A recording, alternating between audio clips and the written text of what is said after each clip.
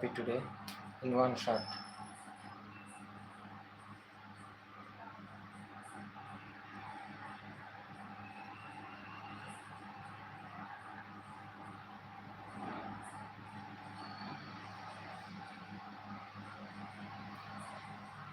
Okay, so first of all, what is chemotherapy? Chemotherapy is the treatment of infection and cancer by using the chemical agents. So by using chemical agents, treatment of infection and cancer is called chemotherapy. Okay, so what is infection? What is infection? Infection is the disturbance of homeostasis due to the entry of pathogenic organism. Infection is the disturbance of homeostasis due to the entry of pathogenic organism. So infection is disturbance of homeostasis due to the entry of pathogenic organisms. Okay, due to the entry of pathogenic organisms. Next, which will lead to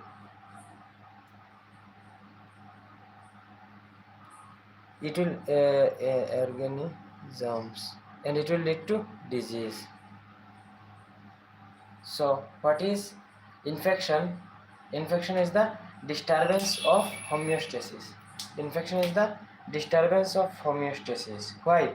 Due to the pathogens entry inside the body. Okay, now what are the pathogens? The different types of pathogens are, again, what are the pathogens? So pathogens,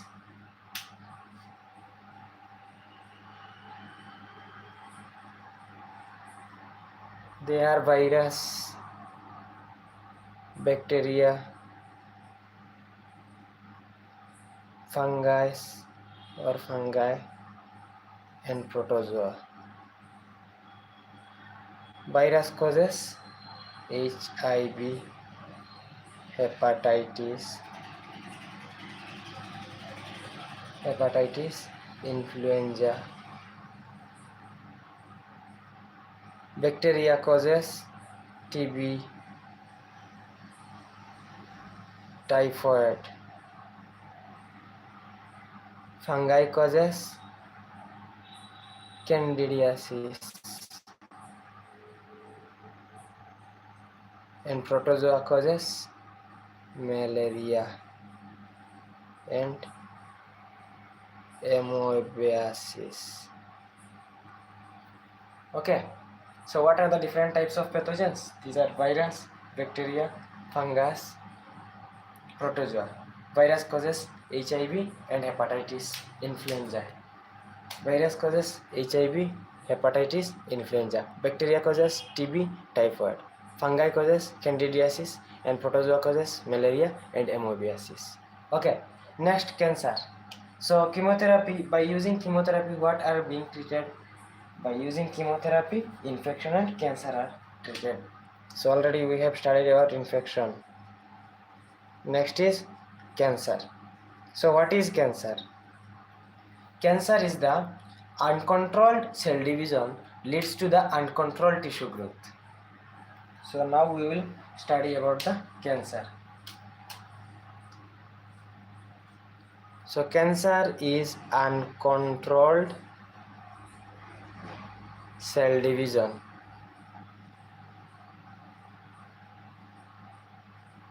which leads to uncontrolled tissue growth. Uncontrolled cell division leads to uncontrolled tissue growth, which is called tumor, and this tumor is also called cancer. Okay, which leads to disturbance of homeostasis again.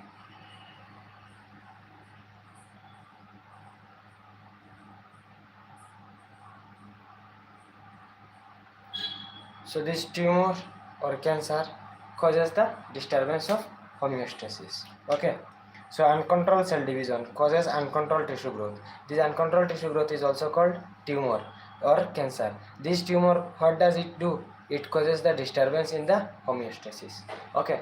Next, we are going to learn about the different fathers which are related to medical field, like father of pharmacology, father of chemotherapy, father of pharmacy, father of medicine, and all these things.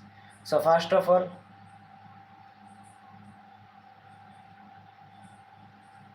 father of chemotherapy. Father of chemotherapy. Who is the father of chemotherapy? Father of chemotherapy is Paul Ehrlich. Paul. Paul Ehrlich. What did Paul Ehrlich discovered? So he discovered syphilis. Oh yes, syphilis. So it was arphenamine. He discovered arphenamine, which is used to treat syphilis. So what did Paul Ehrlich discovered? Paul Ehrlich synthesized that arphenamine. Arphenamine is the drug which is used to treat syphilis. Okay. Next, who is the father of modern chemotherapy? Who is the father of modern chemotherapy? Father of modern chemotherapy. Father of modern chemotherapy. Father of modern chemotherapy is Sidney Farber. Sidney, S-I-D-N-E-Y, Sidney Farber, F-A-R-B-E-R. Sidney Farber is the father of modern chemotherapy. Next, who is the father of pharmacology? Okay, what did Sidney Farber synthesized? Aminopterin is the drug. Aminopterin. Aminopterin is the drug which is being synthesized by Sidney Farber, and it is used to treat cancer. It is also used to treat cancer. Next, who is the father of pharmacology? Father of pharmacology.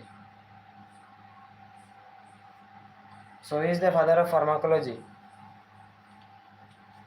Father of pharmacology is Ramnath Chopra. R-A-M-N-A-T-H.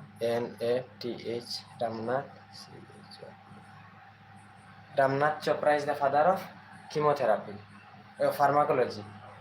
And also there are two more person. So you can write like this: father of pharmacology, Ramnath Chopra. Number 2, Rudolf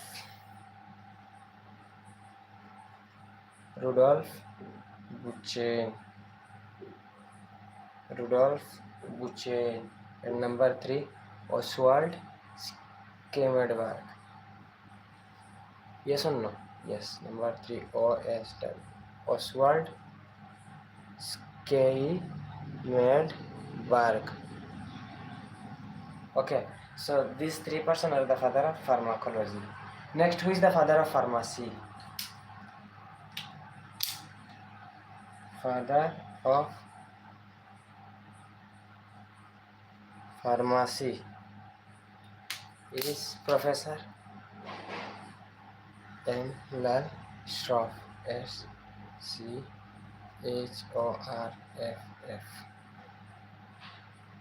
Let me write properly. Mahadev Lal Shroff, but you can also say Emil Shroff. Okay. Next, who is the father of medicine? Who is the father of medicine? Already everyone knows. It's Hippocrates.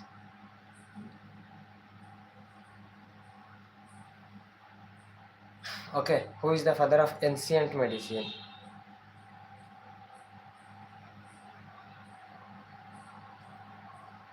Ancient medicine is Charaka.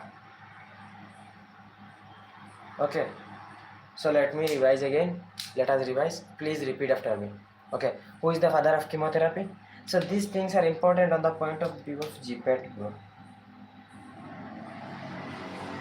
And mostly NIPER and other competitive exams. Okay. So who is the father of chemotherapy? Father of chemotherapy is Paul Ehrlich. Who is the father of modern chemotherapy? Father of modern chemotherapy, Sidney Faber. Who is the father of pharmacology? Father of pharmacology is Ramnath Chopra, Rudolf Buchin, and Oswald Schellenberg. Who is the father of pharmacy? Father of pharmacy is Professor Mahadev Lal Shroff. Who is the father of medicine? Father of medicine is Hippocrates. Who is the father of ancient medicine? Father of ancient medicine is Charaka. Father of ancient medicine is Charaka. Okay.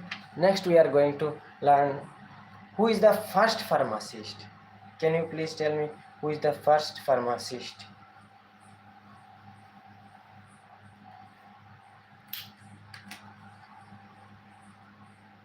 First pharmacist. It's Galen. It's Galen. Galen. Galen. This is previous year question. Previously it was asked who is the father of first pharmacist. So the father of first pharmacist is Galen. Okay. Next we are proceeding towards the chemotherapy and principle of chemotherapy. So what are the principles of chemotherapy?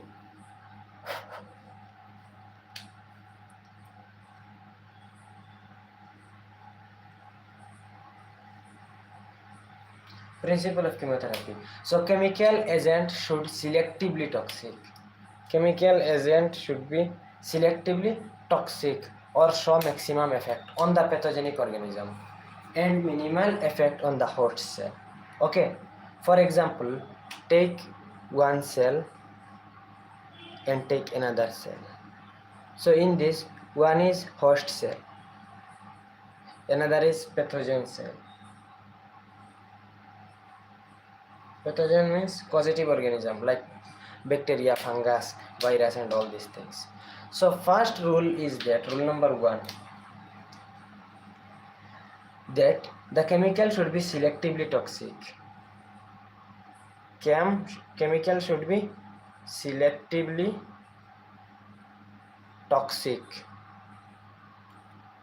Next point is that it should be acting on the pathogenic organism and minimal effect should be there on host organism. So chemical should show maximum effect on pathogen cell and minimum effect on host cell. This is the first rule. Second, selective toxicity on the pathogenic organism is depend on the biochemical difference in between the host and pathogenic organism. Okay, so what is the biochemical difference? It may be the synthesis, production, their protein synthesis, their cell division and all these things. Okay, so there is a 3 possible biochemical reactions or promising target in the chemotherapy. So first of all, tell me what is the principle of chemotherapy. The chemical should be selectively toxic and it should show maximum effect on the pathogen cell and it should show minimum effect on the host cell. The chemical should be selectively toxic. The chemical should be selectively toxic and it should show maximum effect on pathogen cell and it should show minimum effect on host cell. Okay. So this is the most important point, and it's the principle of the chemotherapy. Now selective toxicity on the pathogenic organism is dependent on the biochemical difference between host and pathogen cell. So normally it in exam they can give question like selective toxicity on pathogenic organism by the different chemicals, or in chemotherapy the selective toxicity of the pathogenic organism, selective toxicity on the pathogenic organism is dependent on number one, shape and size, dependent on their production, dependent on cell division, dependent on difference in between host and pathogenic organism. So what will be the answer? The answer should be difference between host and pathogen cell. Which type of difference? It should be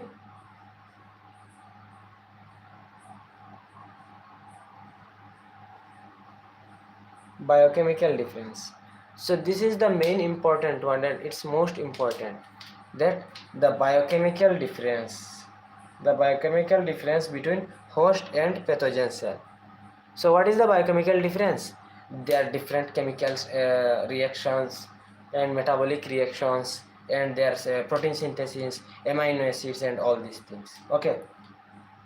Now the most important point here, that there are three possible biochemical reactions in the or promising target in the chemotherapy. So in chemotherapy it is not like it will directly act on the body. There are different steps and there are different targets. So this target should be accomplished, and we should the drug or chemical should act on the target only. So what are the how many possible biochemical reaction or chemotherapy targets? Three targets are there. How many targets? 1, 2, 3. Number one is class 1. Okay, let's complete step by step. So first one is class 1 target. Class 1 target. Okay, in class 1 target, because of the similar biochemical reaction takes place between both the host and pathogen. For example, ATP generation. So class 1 target is ATP generation. This ATP generation is class 1 target. If we stop the generation of ATP inside the host cell, or sorry, not host cell, inside the pathogen cell, then they will not get energy and ultimately they will divide. So ATP generation will be blocked. Okay, but it is poor. It is poor target. Why it is poor target? Because this ATP generation is taking place in both the pathogen as well as host cell also.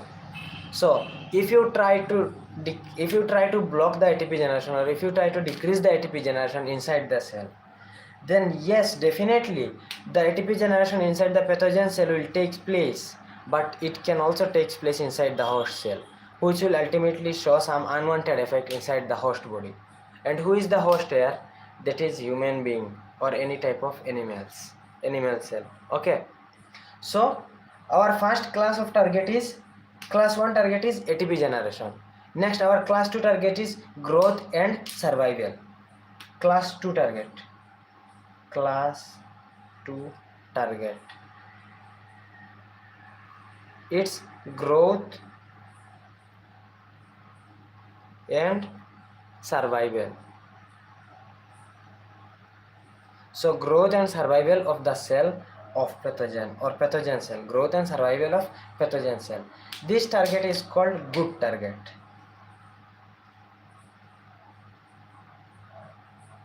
Why it is called good target? Because only few biochemical reaction can differentiate between host and pathogen.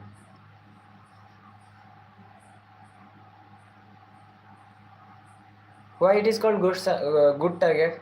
Because only few biochemical reactions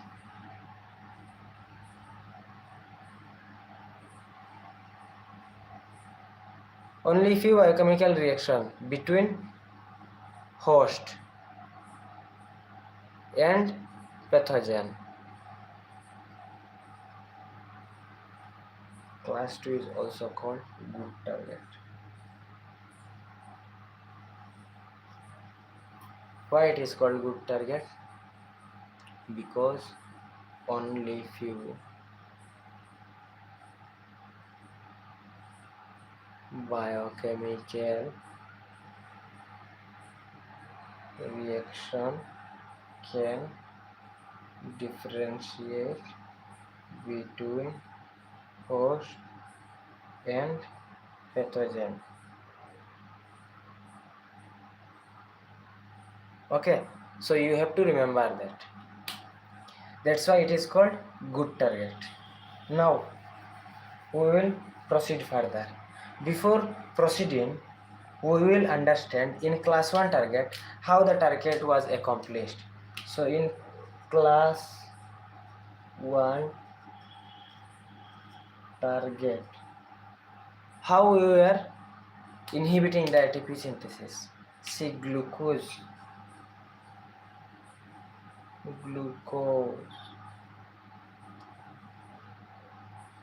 plus phosphate.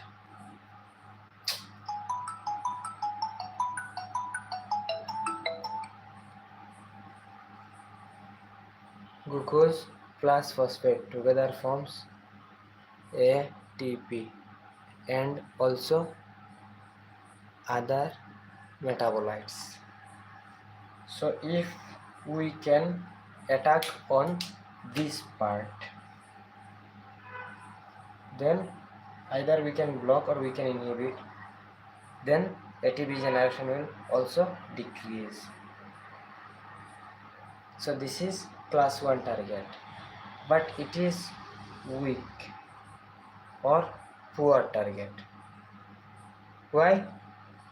This ATP generation is taking place in both pathogen as well as in host cell. Okay, so that's most important. Next we will, so if the reaction will take place, how the reaction will take, for example, one is pathogen cell, another one is host cell. So the reaction will be taking place in both.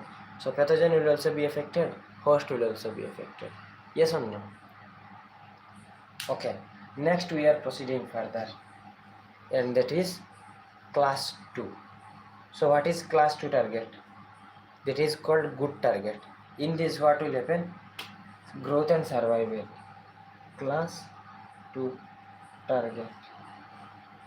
In this what we will do? Growth,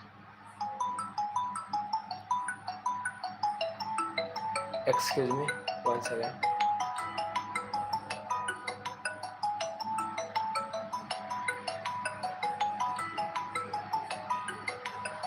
Excuse me please.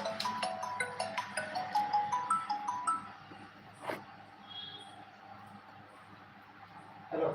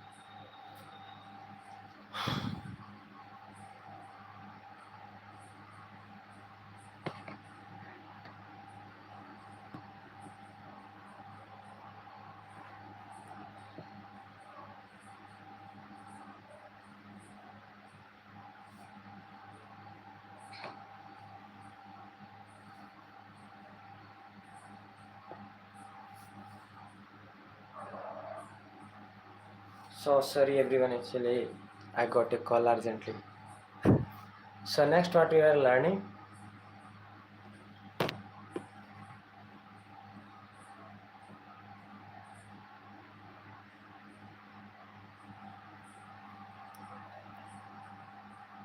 so next is class 2.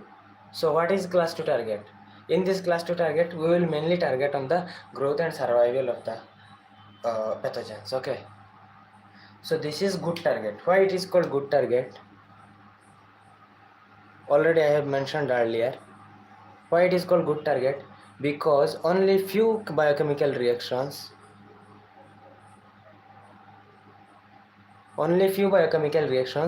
can differentiate between host and pathogen cells. Only few biochemical reactions can differentiate between host and pathogen cells. So that's why we can directly target on the host pathogen cells. Okay, so it is also considered as good target. In this, which type of drug will be used? Mainly the drugs which will be used are, before knowing about the drug, first we have to understand what we will do in it, what will be our target. So our target will be number 1 carbohydrate, number 2 amino acids, number 3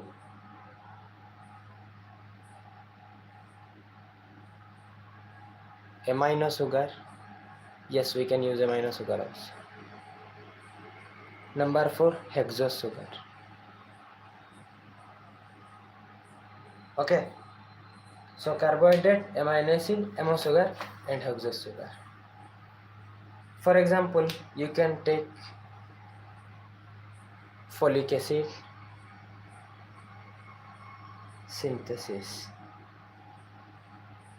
So what is folic acid?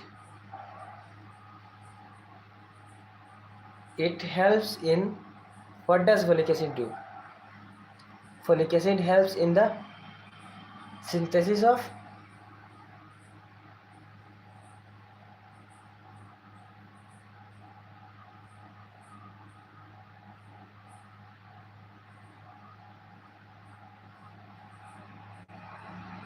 different amino acids.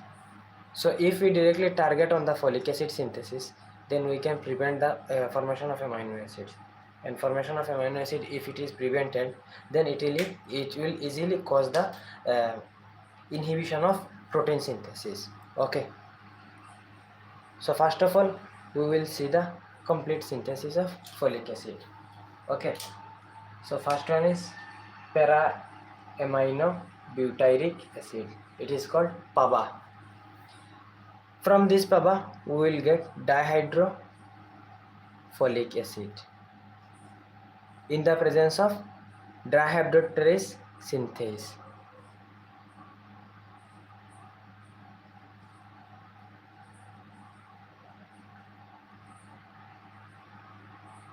Dihydroterase synthase. So if after that from this dihydrofolic acid we will get trihydrofolic acid, THFA, trihydrofolic acid, and from trihydrofolic acid we will get thymidylate, and from thymidylate we will get DNA. Okay, so in this dihydroterase synthase, again in this which enzyme will be used? Dihydroterase reductase.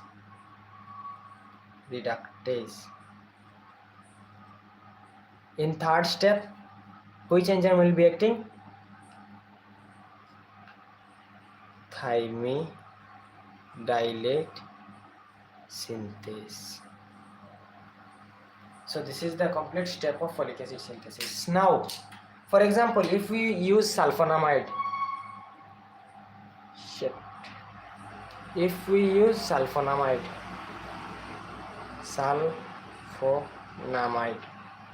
sulfonamide is a drug which will directly act on that dihydroterase synthase.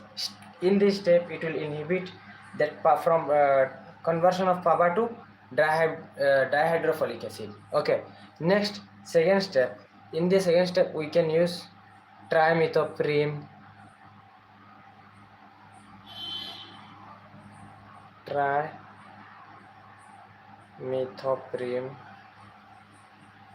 proguanyl,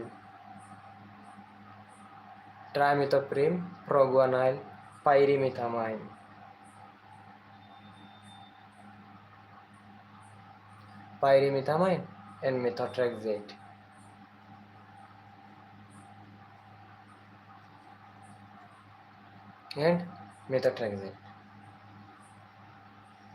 This will inhibit second step. Again, third step will be inhibited by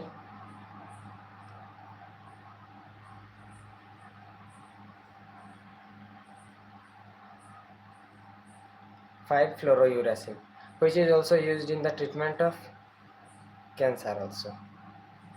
Okay.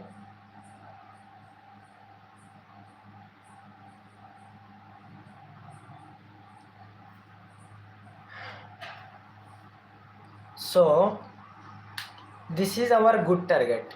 In this target, what we will do? We will directly attack on the para-aminobutyric acid to dihydrofolic acid synthesis, and we will stop. First of all, we will inhibit. If possible, we will block that. So sulfonamide is the drug which is used to inhibit the synthesis of folic acid. It is called folic acid synthesis. Okay. So in this, what will happen? This dihydroxyapatite synthase enzyme activity will be inhibited by using sulfonamide. Next, from formation of dihydrofolic acid to trihydrofolic acid, we can also inhibit that step by using trimethoprim, proguanyl, pyrimethamine, and methotrexate. Trimethoprim, proguanyl, pyrimethamine, and methotrexate. You have to remember that these are the drugs which are used mainly. Okay. Now, the most important point here to remember is that this trimethoprim is used in the case of bacteria. Trimethoprim is used in the case of bacteria. Proguanyl and pyrimethamine both are starting with P. Proguanyl and pyrimethamine both are starting with P, and both will act on the protozoa. Protozoa. So you have to remember that P, starting alphabet. P proguanyl, P pyrimethamine, and both proguanyl and pyrimethamine will act on the protozoa mainly. Methotrexate, it is used as anti-cancer. Methotrexate is used in the treatment of cancer. Okay, so you have to remember that dihydroxyapatite synthase activity is inhibited by sulfonamide, and dihydroxyapatite reductase activity is inhibited by trimethoprim, proguanyl, pyrimethamine, and methotrexate. Okay, in this, the trimethoprim will act on the bacteria, proguanyl and pyrimethamine will act on the protozoa, and methotrexate will act on the host cell such as cancerous cell. Okay.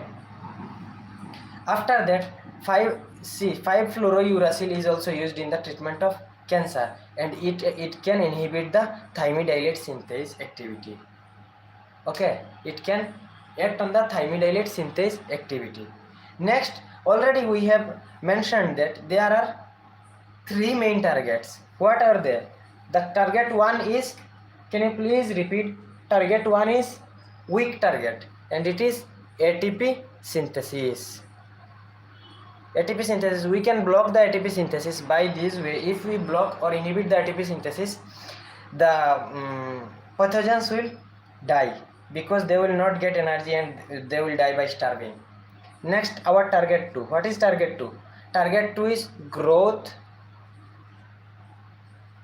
and reproduction, or you can say growth and survival. So growth is reproduction only, so you can say growth and survival. In this, what will be the main target? In the second step, that is growth and survival, it is also called good target. Why it is called good target? Because in this we will mainly target on the biochemical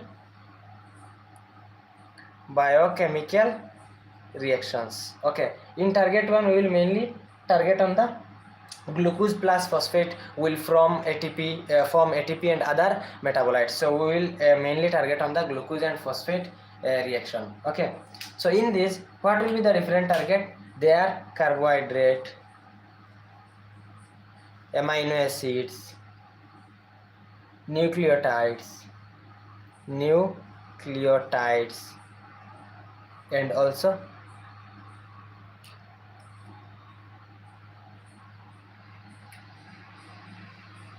hexasamine. Okay, this is target 2. Now we proceed towards target 3. So what is target 3? Target 3 is reproduction. So target 3 is reproduction.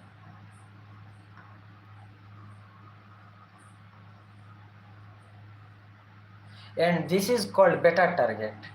Why it is called better target? Because reproduction is better target, because in this the cell division in the reproduction are totally different in the pathogen cells than that of host cell. Okay, so this is called better target. Target 2 is called good target. Target 1 is called poor target. Why it is called poor target? Because ATP synthesis is taking place in both host cell as well as in pathogen cell, whereas growth and survival, in the case of growth and survival, that is target 2, we can directly attack on the different biochemical reactions.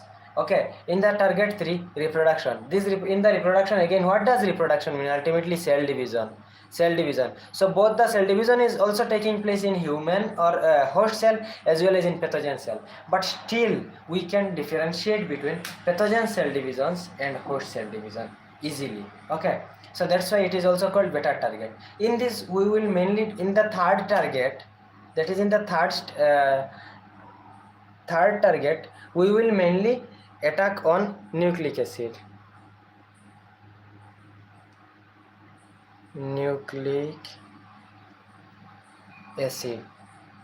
Then peptidoglycan, then protein, etc. So someone asked me, how proguanyl will inhibit. So proguanyl will mainly attack on second step. So first step was PABA to dihydrofolic acid. Second step was dihydrofolic acid to trihydrofolic acid. So in this second step, proguanyl will act. This proguanyl will mainly act on the dihydroterase reductase enzyme. Dihydroterase reductase enzyme, and it will inhibit the activity of dihydroterase reductase enzyme, which will ultimately inhibit the formation of trihydrofolic acid from dihydrofolic acid. Okay, clear or not?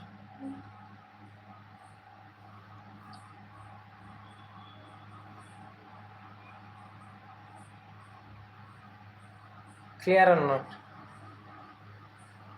So now we are proceeding towards the target 3. In this target 3, what we understood, that target 3 is the better target. Why?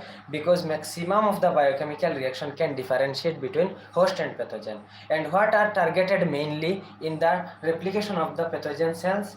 Mainly nucleic acid, peptidoglycan and protein synthesis. Nucleic acid, peptidoglycan and protein synthesis. So you have to remember that nucleic acid, peptidoglycan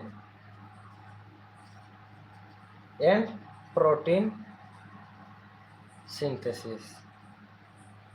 Okay, these are mainly targeted. Okay, now we will try to understand how nucleic acid is targeted. Okay, there is a 5 possible ways to inhibit nucleic acid synthesis. Number 1, nucleic acid. There are 5 possible ways. How many possible ways? 5 possible ways to inhibit nucleic acid synthesis. Okay, what are they? Number 1, by altering the base pairing. By altering base pairing. Okay. Number 1, by altering base pairing. Number 2, by inhibiting nucleotide synthesis. By inhibiting nucleotide synthesis. By inhibiting nucleotide synthesis. And number 3, by inhibiting DNA and RNA polymerase. By inhibiting DNA or RNA polymerase enzyme. What does DNA and RNA polymerase do? It helps in the replication of DNA and RNA. Okay. Next, number 4, by inhibiting the topoisomerase enzyme. Same, by inhibiting topoisomerase. Topoisomerase enzyme. And step 5 is by direct effect on the DNA itself. By directly affecting on DNA. Okay. So nucleic acid synthesis can be inhibited by 5 ways. Nucleic acid synthesis can be inhibited by 5 ways. Number 1 is by inhibiting, by altering the base pairing. By altering the base pairing, actually how does nucleic acid synthesis take place? I will explain now within 2-3 minutes. First of all, let's revise this thing. So by altering the base pairing, we can inhibit the nucleic acid synthesis. Number 2, by inhibiting the nucleotide synthesis. So what is nucleotide? Before forming of nucleic acid, nucleotide will form, and before forming of nucleotide, nucleoside will form, and before forming nucleoside, sugar and phosphate will bind together. Okay, now I will explain after 5 minutes. Okay, next, by inhibiting the DNA and RNA polymerase activity. By next is by topoisomerase enzyme inhibiting. Next, by directly affecting on DNA. So what are the 5 steps? Please tell me, repeat after me loudly. Number 1 is by altering the base pairing. Number 1, by altering the base pairing. Number 2, by nucleic acid, by inhibiting the nucleic acid synthesis. Number 3, by inhibiting the DNA and RNA polymerase activity. And number 4, by inhibiting the topoisomerase activity. And number 5, directly acting on the DNA itself. Okay. So please tell me again, what are the 5 ways? Number 1, by inhibiting what are the 5 ways? Tell me. Number 1, by inhibiting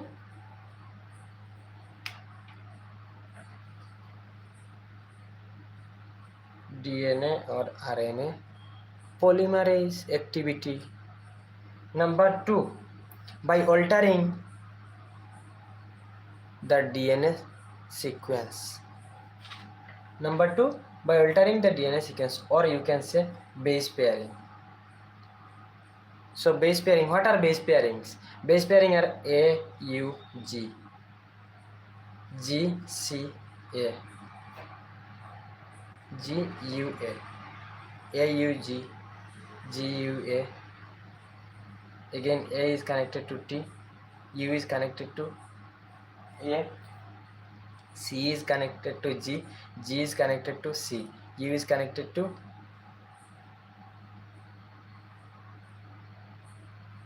O. We have mixed together actually. In this, I will tell you now, 1 second. So in the DNA, there are purines and pyrimidines. In this, you will find A, G, C, T.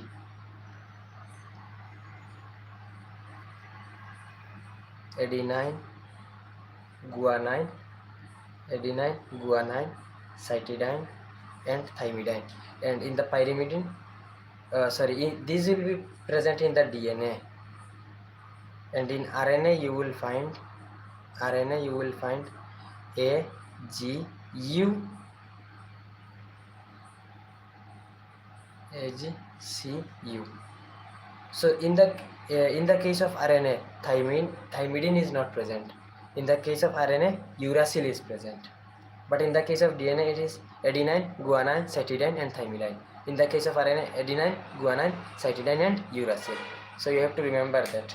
What is uracil? Uracil is present in case of RNA only. Uracil is present, and thymidine is present in the case of DNA only. Remaining adenine, guanine, cytidine, both are common in DNA as well as in RNA. So, for example, AGCT, TCG, ACTA, like this. Again, A is connected to T, G is connected to C, C is connected to G, T is connected to A, C is connected to G, G is connected to C, A is connected to T, G is connected to C, C, G, T, A, T, like this. So these three, 1 2 3, 1 2 3. So this is not a base pair. Base pair are always formed in 3 3, 1 2 3. So in this A G C, in this T C G, in this A G C. So there are how many base pair present? 3 base pair here, and this fourth one is not a complete base pair. It's incomplete.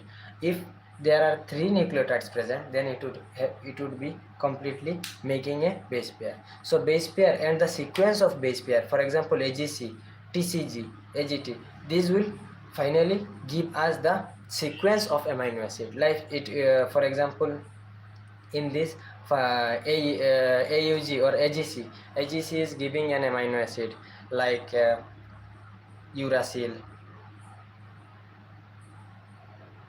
No. So what amino acid is being sequenced by AGC?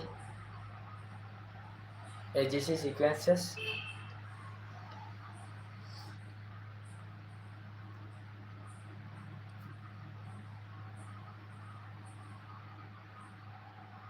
which amino acid? Actually I forgot that, but I remembered once that AGC. Actually there are 64 base pairs, yes or no? And these 64 base pairs are coding for 20 amino acids. 20 amino acids. How many amino acids are present in human body? So these 20 amino acids are being coded by 64 codes or 64 base pair. That's why I forgot, and all are mixed. So I can tell you a wrong information now. So I can't tell you like AGC. I can tell you any wrong information. So that's why let's leave this one. But here this 1 2 3, 1 2 3, 1 2 3, like this will completely form a base pair, another base pair, another base pair. If 2 are there or single 1 are there, then it is not a complete base pair.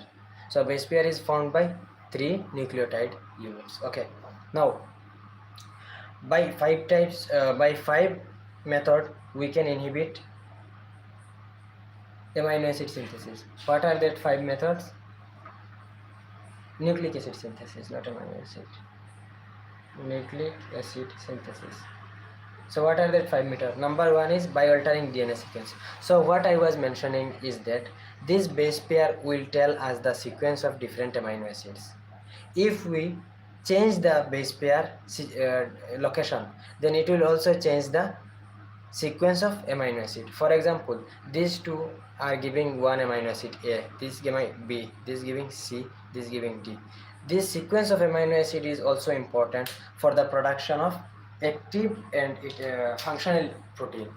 If we interchange the position of the amino acid, or if we break the sequence of amino acid, then it will form protein, and this protein will be non-functional, and it is also called nonsense protein or antisense protein.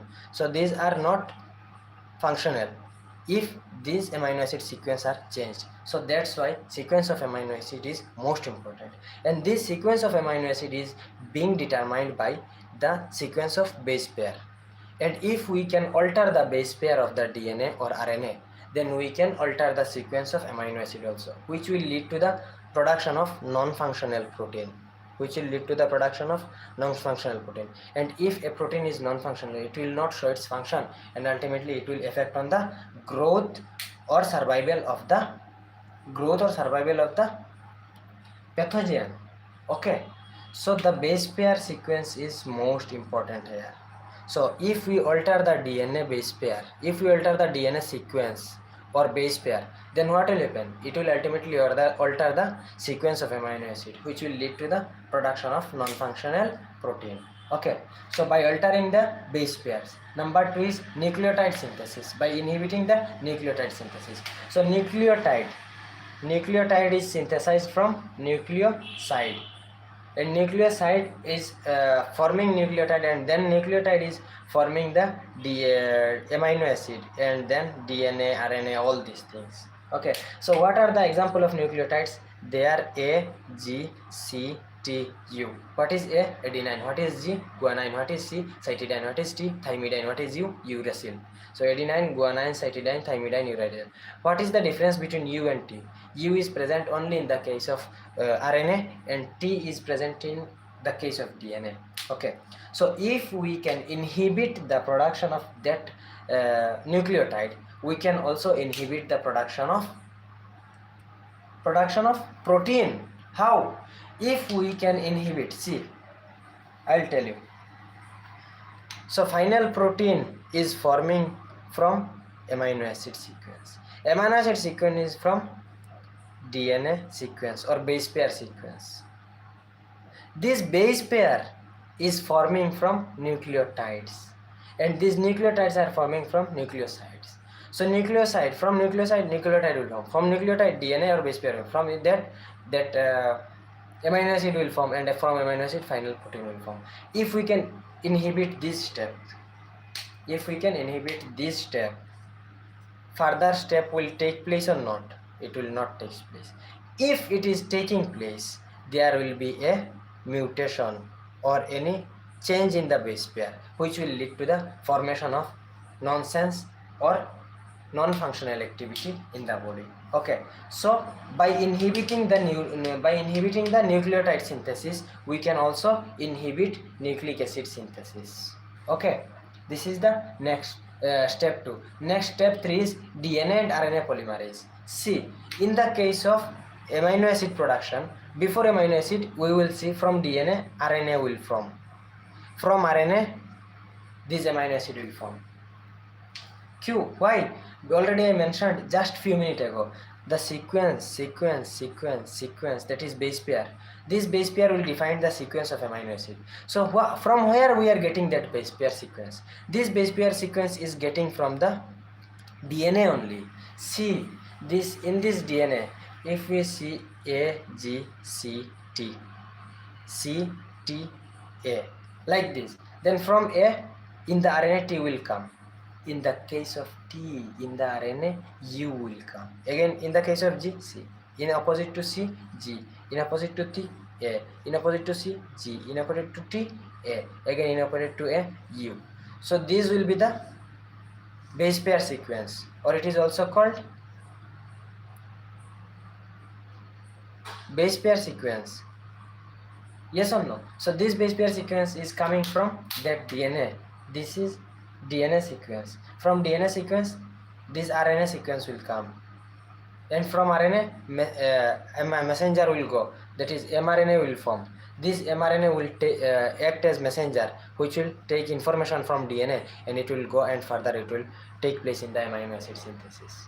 That's why the sequence is also important, and DNA and RNA polymerase also important. So what DNA and RNA polymerase are doing here? This DNA and RNA polymerase will act in transcription and translation. You have heard about transcription and translation. This central dogma, you know, from DNA RNA will form, and from RNA protein will form. This sequence is called central dogma. In this central dogma, first transcription will form, then translation will form. Yes or no? If DNA is forming from DNA, it is called replication. If RNA is forming from DNA, it is called transcription. And if protein is forming from RNA, it is called translation. So in the case of transcription, this DNA and RNA polymerase activity will take place. And also DNA dependent RNA polymerase. Definitely, you have heard about DNA dependent RNA polymerase, RNA dependent RNA polymerase, RNA dependent DNA polymerase. See, normal DNA dependent RNA polymerase enzyme will act in the case of cell division, even in the case of cell division in human being also, because DNA is present in human being. From this, RNA will definitely form. Even in the case of protein synthesis in human being, also DNA dependent RNA polymerase will active. It will show its activity and it will work here. But in the case of viral DNA synthesis, if viral is RNA virus, then what will happen? From RNA it will first form DNA. From RNA it will first form DNA, and then this DNA will go inside the human cell, and then it will bind with the human DNA. Then they will further proceed their action, and further they will form the viral protein, and that viral protein will show its action inside the human body. That's why RNA dependent DNA polymerase will act in the viral body, whereas DNA dependent DNA polymerase or DNA dependent RNA polymerase will show its action inside the human body or any pathogen's body. So this is the third point. So by inhibiting DNA dependent RNA polymerase, by altering the DNA polymerase sequence. Next, what is that? By inhibiting the nucleotide synthesis. Next, what is the fourth point? Fourth point is by inhibiting the topoisomerase enzyme activity. So what is this topoisomerase enzyme doing? Its action is the freeing of DNA from supercoiling. When DNA will be there, inside the DNA nucleus will be there, and inside the cell nucleus will be there, and in the nucleus DNA will be in supercoiled form. So before the cell division, this DNA should be divided. Okay, so chromosome should be divided. For chromosome division, DNA obviously division should be there. So for the division of DNA, that is DNA replication, this DNA supercoiling should be opened. It should be opened, and the DNA should be in open form. Like the supercoiling should be inhibited, and it should be like this only. Then in third step, it should be like aligned like this. Okay, so freeing of DNA supercoiling is done by topoisomerase enzyme. Topoisomerase enzyme will do the freeing of DNA supercoiling. Again, topoisomerase 1 is there and topoisomerase 2 is there. Topoisomerase are of two types, topoisomerase 1 and topoisomerase 2. This topoisomerase 2 is also called DNA gyrase enzyme. Topoisomerase 2 is also called DNA gyrase enzyme. Topoisomerase 1 is called only topoisomerase 1. So this topoisomerase 1 activity will be inhibited by camptothecin.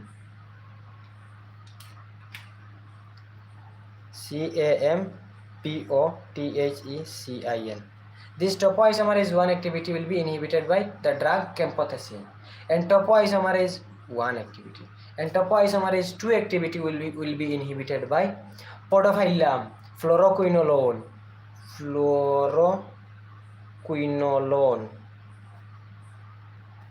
Next, podophyllum. Next, novaviocin. Next, doxorubicin.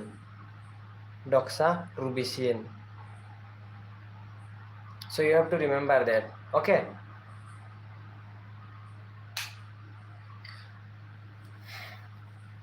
What was the fifth step? Fifth step was directly by affecting on the DNA itself. Okay. Now let's note it down properly. Topoisomerase, very very important. Topoisomerase are two types, topoisomerase 1 and topoisomerase 2. Topoisomerase 1 is simply called topoisomerase enzyme. Topoisomerase 2 is also called DNA gyrase enzyme. The activity of the topoisomerase 1 will be inhibited it will be inhibited by campotecin, campotecin. It is also used as anti-cancerous drug. Why it is used as anti-cancer drug? In the cancer, what is happening? Uncontrolled cell division is taking place from cell 1 to daughter cell, from 2 daughter cell to 4, from 4 daughter cell to 8, from 8 to 16, from 16 to 32, from 32 to 64. Like this, cell division will take place. So in the cell division, during the cell division, what will happen? DNA replication is also needed. Yes or no? From one cell, two cell are forming. In this, DNA are there. So this DNA should be also divided. Yes or no? So DNA division will be inhibited by this topoisomerase enzyme activity inhibiting. By inhibiting the topoisomerase enzyme activity, we will also inhibit the DNA replication. And by inhibiting the DNA replication, we can inhibit the cell division. So in that case, topoisomerase 1 activity will be inhibited by campotecin. So it is also used in the pathogen and it can be also used in the host cell. So you have to remember that campotecin. You have to remember campotecin. Campotecin is used in the case of topoisomerase 1, whereas in the case of topoisomerase 2, we will use fluoroquinolone. Fluoroquinolone. Have you ever heard what is antimalarial drug? Antimalarial drugs are quinolone. Quinolone, yes or no? So fluoroquinolone can act in that also. In this, what will happen? The same DNA from DNA to RNA will form, na? So in that case, DNA replication will be inhibited, or freeing of supercoiling of DNA will be inhibited. By inhibiting the freeing of supercoiling of DNA, one can inhibit the RNA synthesis. And one can inhibit the protein synthesis by inhibiting the RNA synthesis. Why? Because the protein is forming from amino acid and that amino acid is forming from RNA, and from RNA is forming from DNA. So if we can directly stop the DNA supercoiling, freeing of DNA supercoiling, we can stop the further processes. Okay, that's why fluoroquinolone is used in that case also. Here also fluoroquinolone is used, then podophyllum is used. Podophyllum. You have to remember fluoroquinolone, podophyllum, then doxorubicin, then novabiocin. Okay, next, fifth step. Let's proceed further to the fifth step. What is the fifth step? Fifth step is by directly acting on the DNA itself. How can we directly act on the DNA? Fragmentation of DNA can take place. If we can break the DNA, if we can see, this is the DNA. In this, the DNA is connected from 5' to 3' and again from 3' to 5'. They are connected. If we can break that DNA here, then what will happen? So cut the DNA here, cut the DNA here, cut the DNA here. Then what will happen? By breaking the DNA, one can inhibit or one can scatter the, what it is called, sequence. One can scatter the DNA sequence, and once the DNA sequence is scattered, or simply you can say, if we break the DNA, then from DNA RNA will not form. And if RNA will not form, directly amino acid will not form, further protein, functional protein will not form. So this DNA action of DNA is, so which drug will directly act on the DNA? That is, fragmentation of DNA will be done by bleomycin.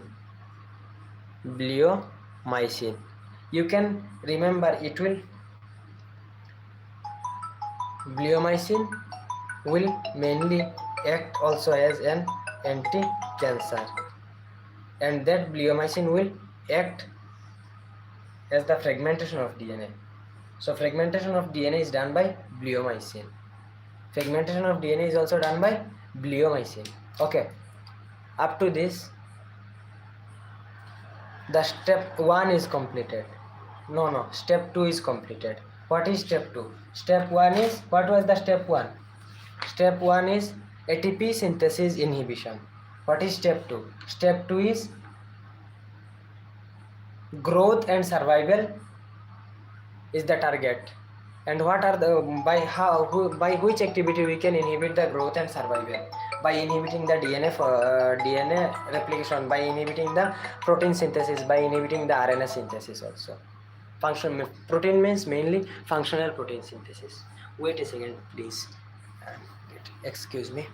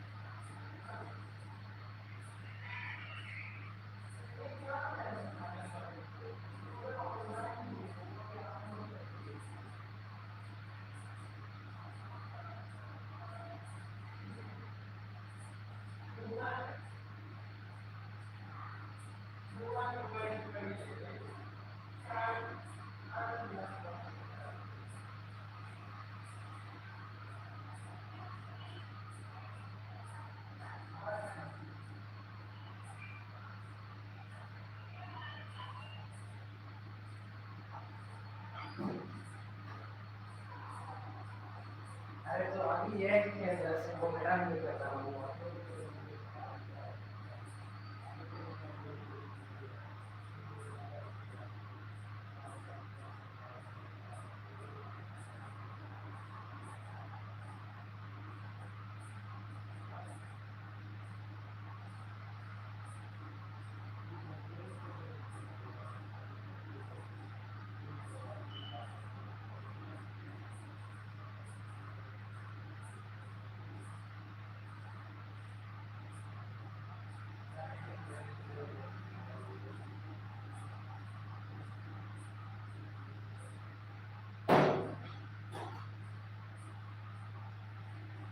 No, no. Oh, it's okay, no problem. Okay. Okay, you have to work on it. No, no, no problem. Tomorrow I'll give the same. This way. Okay, no problem. Bye.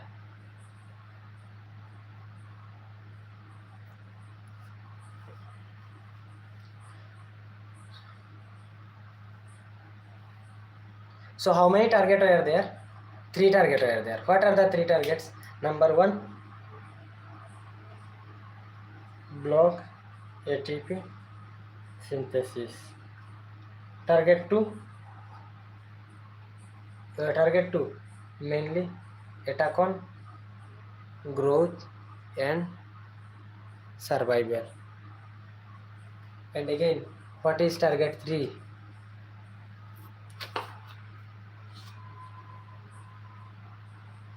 What was target 3? Target 3 was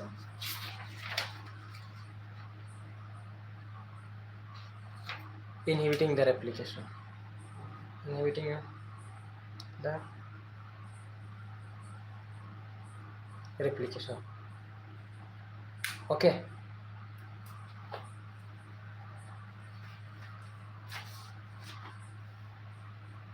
So how can one inhibit the replication? Replication can be inhibited in the same way by inhibiting the DNA polymerase enzyme activity. Number 2, by inhibiting the RNA polymerase enzyme activity. Number 3, by inhibiting the folic acid synthesis. Number 4, by inhibiting the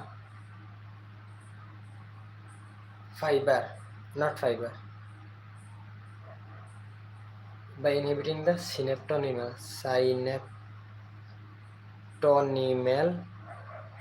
complex formation. By inhibiting the synaptonymal complex formation. And also number 5, by inhibiting the what it is called, during the cell division, DNA will align like this. Microtubule, yes, microtubule. So by inhibiting the microtubule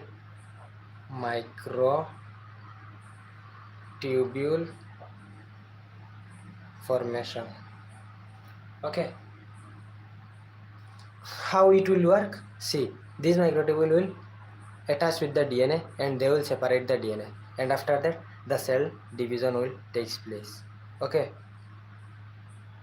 so if we inhibit the microtubule formation, spindle fiber formation will inhibit. When the spindle fiber formation will inhibit, definitely the cell division will not proceed further. Why? Because the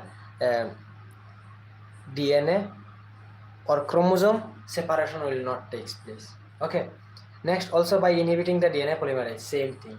By DNA polymerase enzyme inhibition means the DNA replication will not take place. RNA polymerase, same thing. Folic acid synthesis, it will also affect on the different biochemical steps and ATP generation. This ATP generation will, if the ATP generation will inhibit further, the cell division also needs energy. Cell division also takes energy. It will also not proceed further. Next, synaptonymal complex formation. What is synaptonymal complex? In the synaptonymal complex, see, 2 DNA are there. DNA 1, DNA 2. Okay, so both will come and bind like this. So the formation of this complex is called synaptonymal complex. And if we can inhibit the synaptonymal complex formation, further DNA replication will not take place. Okay, and by inhibiting the microtubule formation, we can also inhibit the cell division or cell replication, ultimately number of cells. Okay, thank you so much. Next we will learn the different types of nucleotide and all these things, and drugs which are mainly acting on the cancer cells. We will learn that cancer cells activity. So how to inhibit the cancer cell division, and which drugs are acting, and what are the mechanism of action, we will learn that. Okay, thank you so much.